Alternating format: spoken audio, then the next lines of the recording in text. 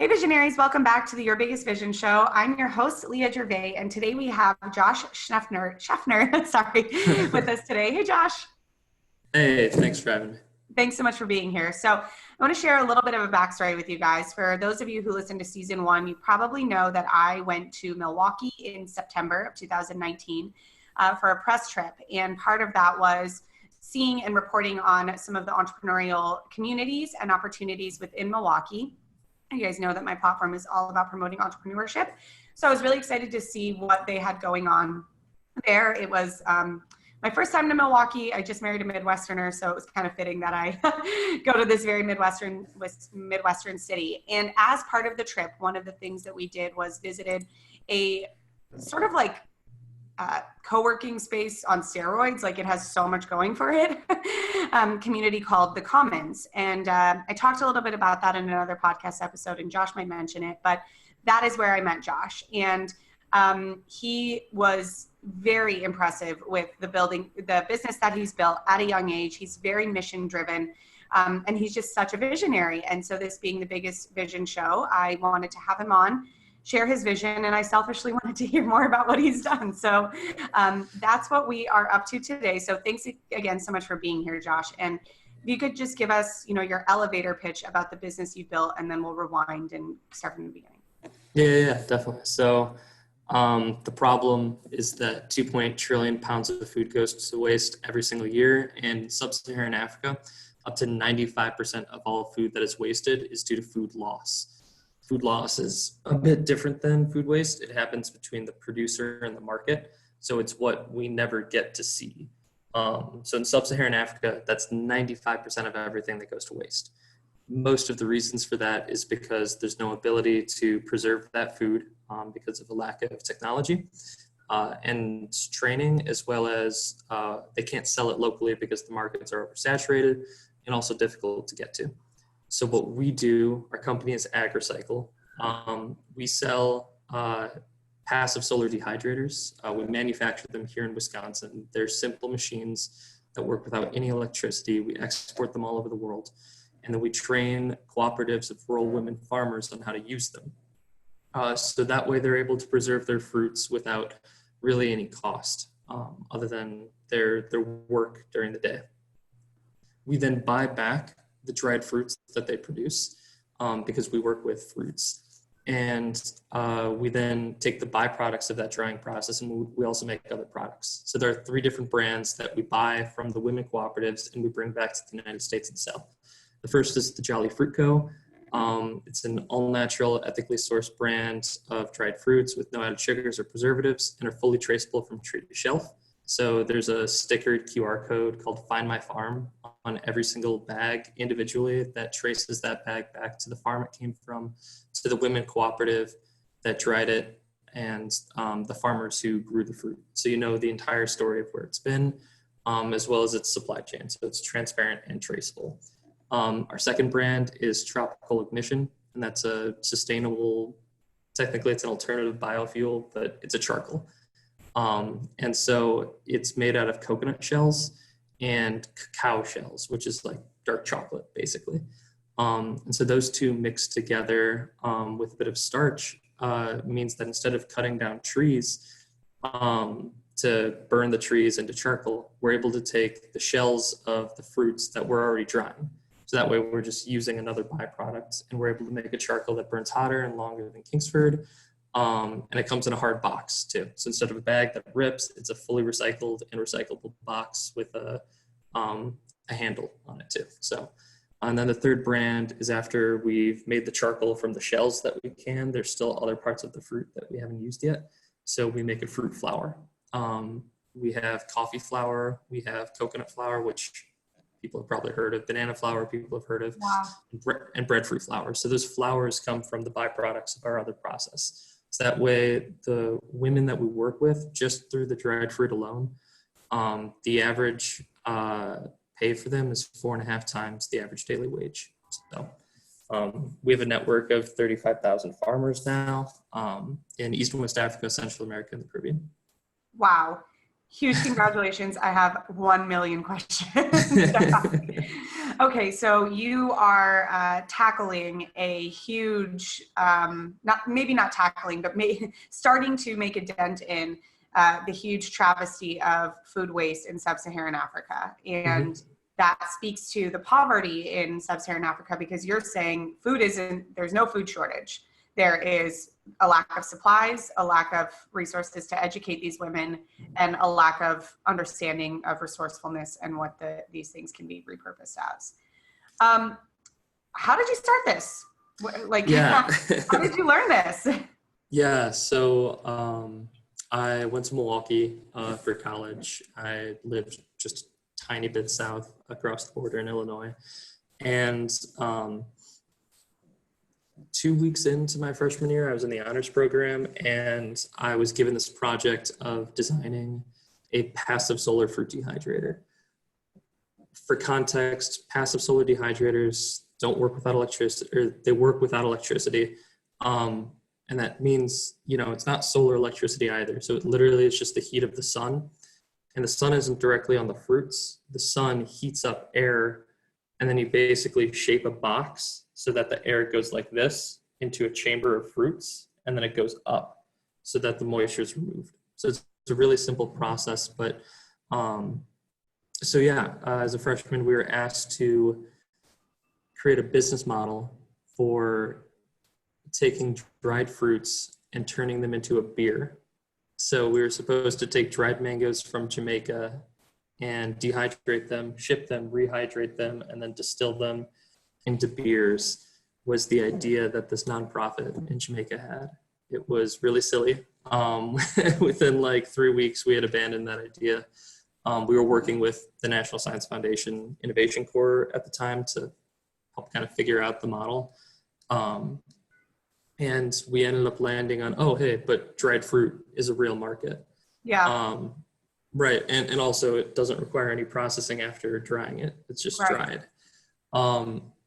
So it was funny because we landed on dried fruit and it being all natural and it being without added sugars or preservatives.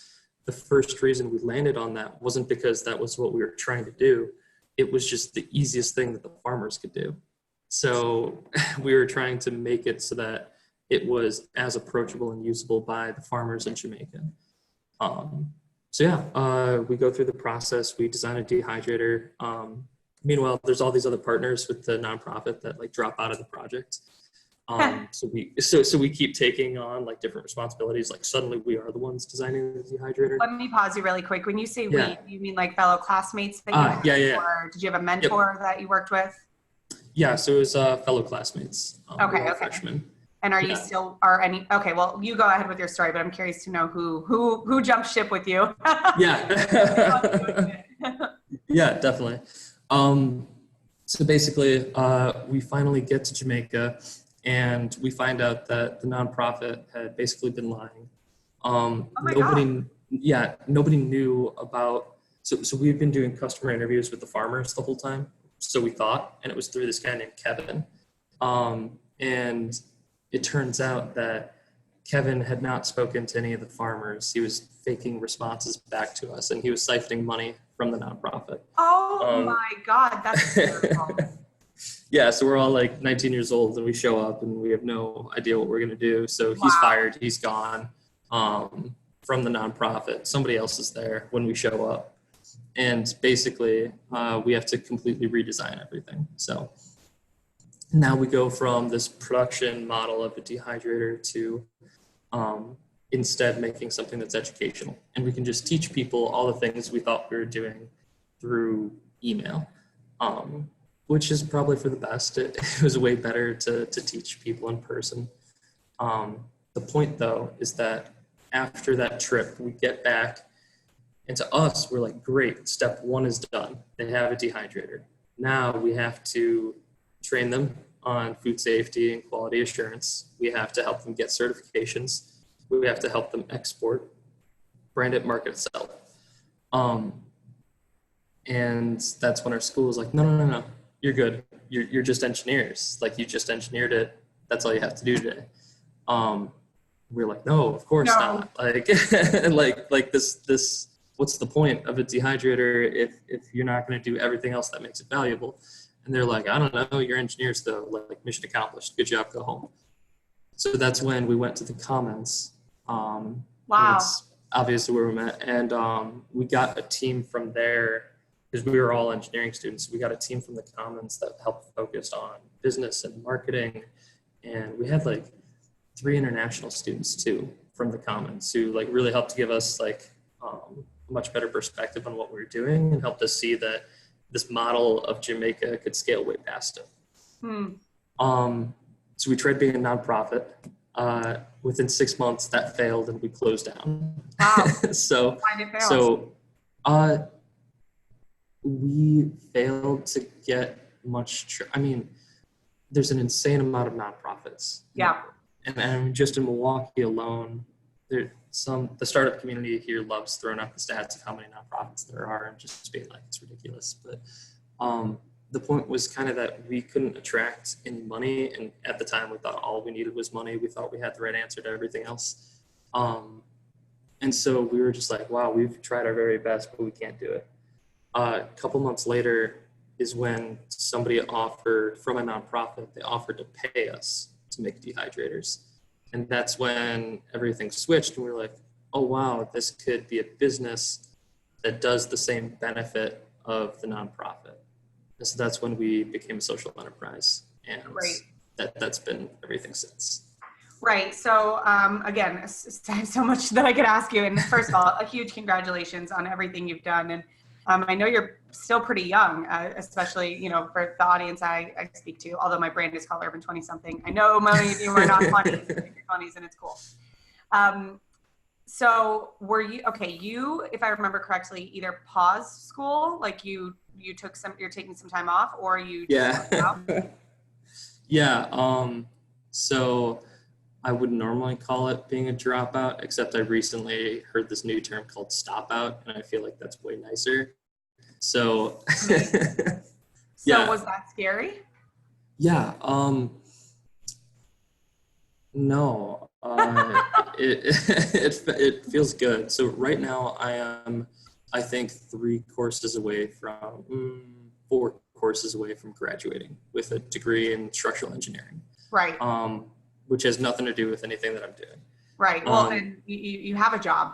Isn't the point of you to get a job? Right. Yeah. So I'd walked into college, and I walked in as a sophomore, and like from all the AP tests and everything, I did really well my first year. That was that year that I was doing the Jamaica project with the school. So I advanced very quickly, and then the next 3 years that I was in college, I basically took super low credit loads, or in the end, because I would take classes, and the moment somebody was like, hey, we have homework every week, I would drop that. So I basically used college as a safe space to build my business and learn how to do a business. I knew I was paying for it, obviously, but it was, our business wasn't ready to launch yet. When it was ready was at the end of this past semester, so last May of 2019. And so we went to the Target incubator in Minneapolis, starting in June, and that was kind of there's no need to go back and finish these extra courses because things are working out. Right. Great. Okay. So let's back up a little bit. So you're at the Commons, you have this great idea, you're fired up about it, you know that you can really help people, and you've just got the good news that you don't have to be a nonprofit. You can actually make money and still really, give back in a really great way, which I love. When do you start thinking about this on the scale of Africa, and when do you start communicating with people, and have you been there to work with them on it? Yeah, definitely. There's been so many iterations. When somebody offered to pay us, it was for when we were working in Panama, which is in Central America. Oh, okay. And we were working in a very rural part of Panama, Eastern Panama. It's right against Colombia, I believe. And so it's not the Panama City that a lot of people might initially imagine, but we worked there, and we thought our model was, hey, nonprofits will pay us to build dehydrators. and then to just teach them on how they can sell dried fruit in the United States.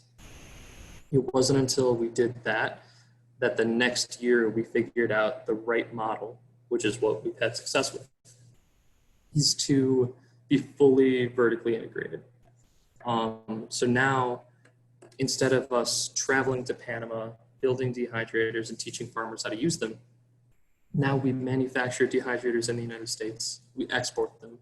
We travel and hire local teams and train them. And then those local teams, so in a train-the-trainer model, they go out and they go to thousands of farmers, train them on how to use dehydrators. The cooperatives that they work with buy dehydrators. And so this is in the end of 2018 and start of 2019 that we start going to Uganda, we start going to Kenya, and we start going to Haiti as well. And so that's the point where we realized that our model wasn't just like a model that could go anywhere, like we could put dehydrators anywhere, but there wasn't a reason, to something that legitimately could scale to, right now it's 35,000. And so that's when we started working in those countries, and we started making bigger partnerships. A couple agencies of the United Nations started working with us in some of their country branches. We got a grant from the US State Department, stuff like that. So we started to see that like people wanted this to happen, more than just the farmers, more than just nonprofits, but also like big policy-making groups that decided that this was the right approach. So, congratulations, first of all. You are a business. So what's your primary moneymaker? Is it the actual fruit that you sell to bigger manufacturers in the US, fruit, charcoal, and flour? Yeah, so the finish of that vertical integration is that we buy that fruit back, and then we brand it, we market it, we sell it. Wow. So we're actually launching our Jolly Fruit Co., the dried fruit brand, in January. We had a successful Kickstarter back in May. And so that will be our primary moneymaker. We also are just closing our investment round right now. We're raising 1.5. Yeah. Great. Yep. We raised 1.5 million. Congratulations. Thank you. Yeah. So it was big. Had to give a bit more equity than we wanted, but it was, it gets us going. So, yeah, so that's the model of where our most revenue is coming from, is through the products that we sell. That you sell back. So you obviously have a team. You're not doing this alone. But you are the CEO and official founder? Or you're the head honcho? Yes, I am. Yep. Okay. Do you sleep? Yeah, some. Yeah. It sounds like you're definitely, have your hands involved in every single department. You have your hands involved in the marketing you're doing here in the US. You just did funding. Like that could be a department on its own when it's a startup. You also you engineered the things. So, how have you learned to be a CEO, coming from being like a 21-year-old engineer? Yeah. So we have an awesome team. Yeah. How many people are on your team? We have 9 in the US and we have 7 abroad right now. But right now our COO is Jacob. He's in Kenya as we speak, literally doing interviews to hire another 8 staff. So we're expanding our global team right now. But yeah, so like Jacob's background is as a Peace Corps volunteer. And then for 6 months after that, he was an agricultural supply chain consultant for West Africa. So it was like the perfect fit. Jen is our VP of branding, and she's had 20 years of branding experience on the creative side of things, mostly with agencies and then our own business. So like the right people who were motivated by our mission have come to our company, and that's obviously helped because it's not just me. Right, right. And you do what they say the best CEOs do. You hire people that are smarter than you at what you need them to do. So people that have 20 years of branding experience where you don't, and things Yep. like that, brand better than you ever could. Okay, great. And so what would you say, we're gonna kind of switch into more mindset stuff now, because that's what I really love to talk about. What would you say is your sort of why and motivator? And it sounds like you care very much about the impact this is making on Sub-Saharan Africa, but what really lights you up about this? Yeah. So there's two things. On the first thing, it's the monetary impact that we're making. There's economic impact, there's social impact, and there's environmental impact that we have. Environmental impacts, we're reducing food loss, we're planting fruit trees, we're keeping trees from being cut down, we're reducing carbon emissions. On the social side, where the women are establishing their own bank accounts, independent from their husbands. They're establishing credit history so they can get microloans in the future, because that's the model that we use, and we get them partners to establish that. They get real life job training that they can then leave our cooperatives and go get formal jobs that are just farmers cooperatives because of the food safety training that we give them. But the economic impact is the women are able to make $15 a day per dehydrator. It takes about 3 hours of work to use that dehydrator to make $15 a day. So that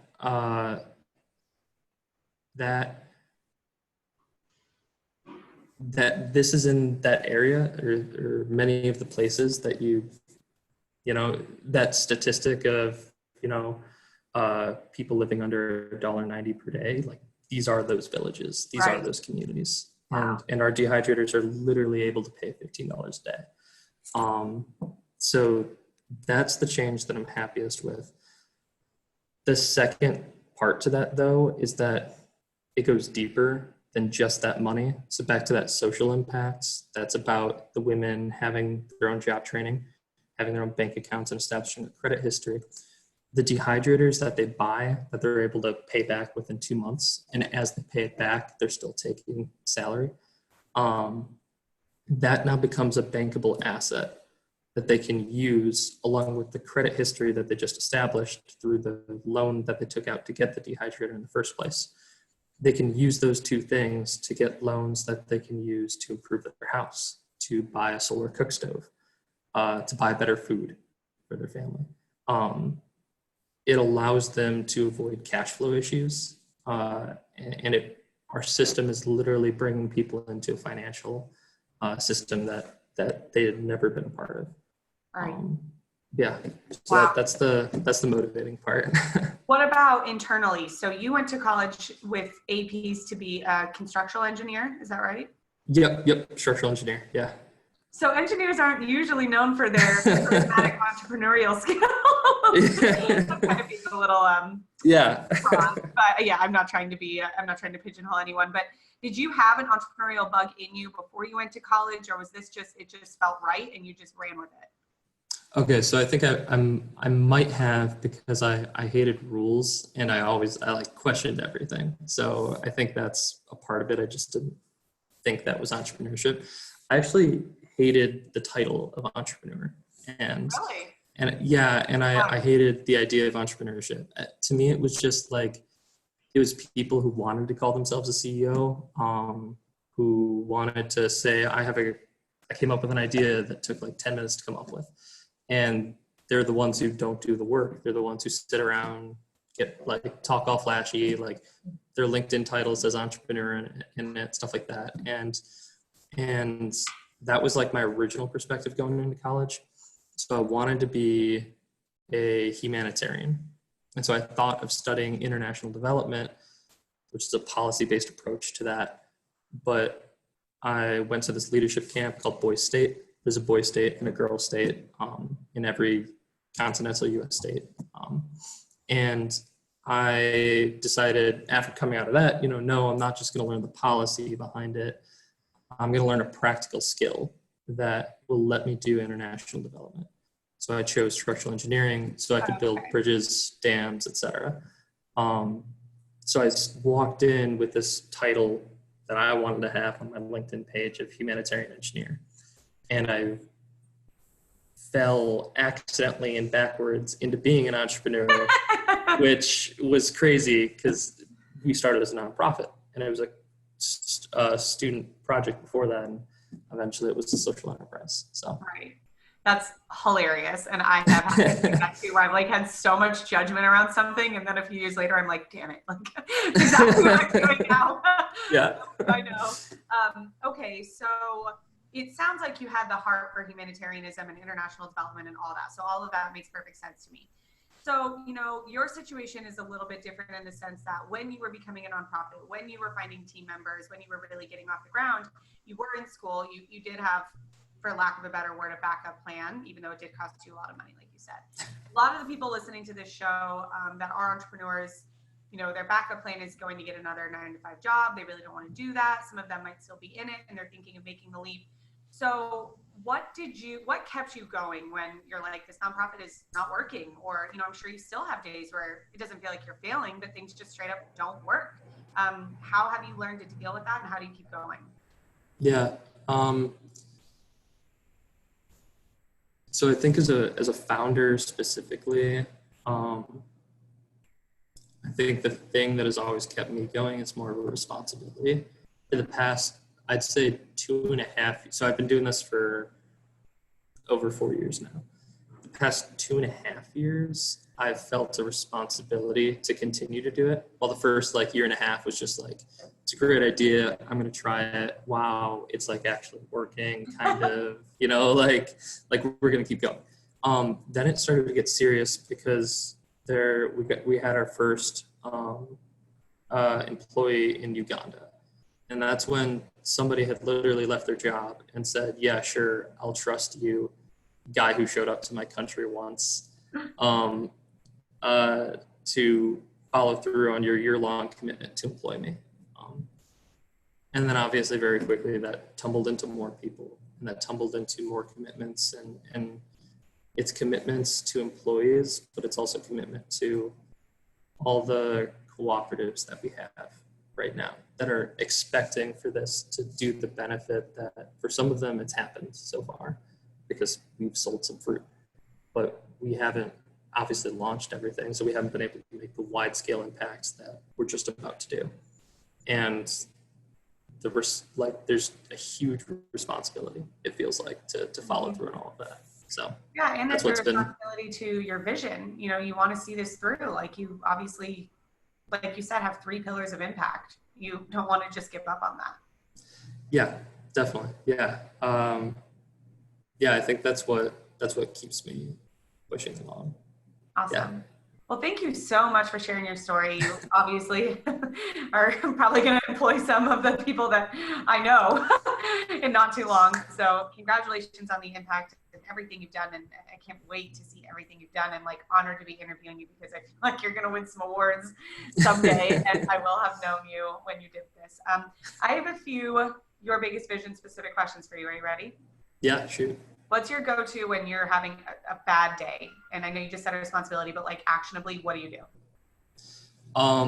I